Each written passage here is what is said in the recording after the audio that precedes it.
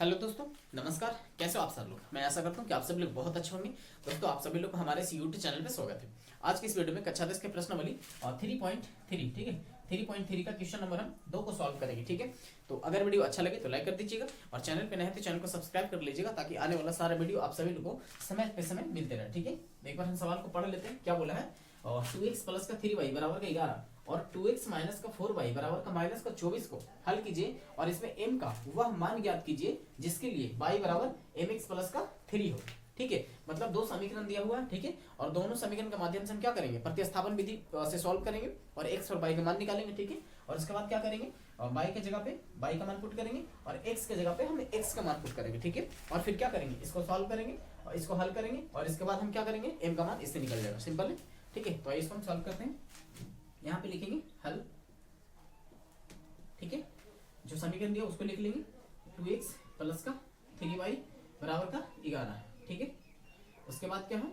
और 2x minus का 4y बराबर का माइनस का 24। ये हो गया समीकरण 1 और ये हो गया समीकरण 2, ठीक है। अब क्या करेंगे? प्रतिस्थापन विधि से x और y का मान निकाल लेंगे, ठीक है। सिंपल है। तो यहाँ लिखेंगे समीकरण 1 से,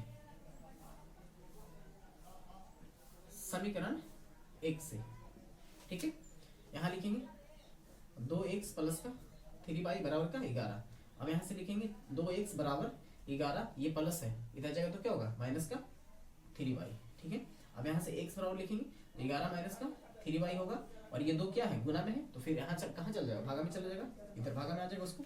ये हुआ समीकरण 3, ठीक है। अब क्या करेंगे? जो x का मान निकला ना, x का मान क्या हुआ? 11 माइनस का 3y बटा 2। अब इसको हम रखेंगे समीकरण 2 में, ठीक है। तो यहाँ लिखेंगे x का मान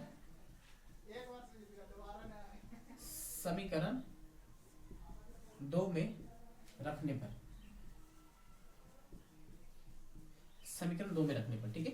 तो समीकरण 2 ये है, तो यहाँ पे हम लिखेंगे 2x और माइनस का 4y बराबर का माइनस का 24।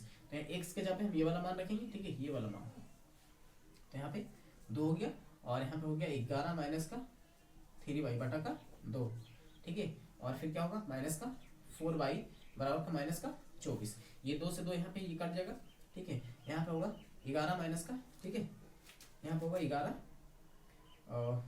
11 माइनस, ठीक है, 3y और माइनस का 4y बराबर का माइनस का 24, ठीक है। अब इसको हम इधर हल करते हैं। यहाँ पे हो जाएगा 11 माइनस माइनस का होगा, माइनस माइनस प्लस होगा, बट साइन माइनस का आएगा, ठीक है। तो माइनस का 7y और बराबर का माइनस का 24, ठीक है। अब क्या करेंगे? यहाँ पे माइनस का 7y बराबर, ठीक है, यहाँ पे माइनस का 24 है, ये प्लस का इधर जगह तो क्या होगा? माइनस का 11। यहाँ से हो जाएगा यहाँ से हम लिखेंगे y बराबर, ठीक है। ये माइनस माइनस का होगा, माइनस माइनस प्लस होगा, साइन किसका आएगा? माइनस का ही साइन आएगा, ठीक है। तो यहाँ पे हो जाएगा 24 और 11 दोनों को ऐड करेंगे, कितना होगा? 5 और यहाँ पे 3 यानी कि 35। और ये गुना में माइनस का 7 है, ठीक है। इसको हम भागा में कर देंगे, माइनस का 7।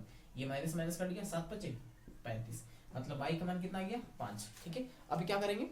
वही प्रोसेस, ठीक है। y का मान सिंपल है, समझना बस। आप लोग अच्छे से पूरा फुल वॉच कीजिएगा, ठीक है, अच्छे से समझ में आ जाएगा, ठीक है। तो लिखेंगे y का मान समीकरण 3 में रखेंगे, ठीक है। तो x का मान निकल जाएगा, तो यहाँ पे लिखें y का मान समीकरण, ठीक है, 3 में रखने पर, ठीक है, रखने पर। तो समीकरण 3 ये हम बनाए थे, तो यहाँ से लिखेंगे x बराबर 11, है ना, माइनस का 3। अब y का मान, यहाँ पे y है ना, पहले लिख ही लेते हैं, ठीक है, बटा का 2।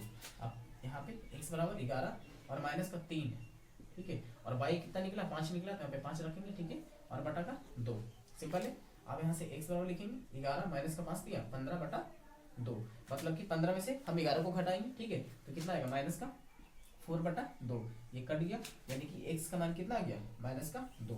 y का मान कितना निकला? 5 और x का मान माइनस का 2। अब क्या करेंगे? क्या बोला है ना, m का वह मान ज्ञात कीजिए जिसके लिए y बराबर कितना है? mx प्लस का 3 हो, ठीक है। तो उसको हम यहाँ पे सोल्व करते हैं। यहाँ पे क्या है? y बराबर mx प्लस का 3। तो y का मान कितना निकला है? 5, तो यहाँ पे 5 रखेंगे, बराबर m तो हमको निकालना ही है, तो m हमको रहने देंगे, ठीक है। तो m हो गया और गुने x कितना है? माइनस का 2, तो माइनस का 2 और प्लस का कितना है? 3, ठीक है।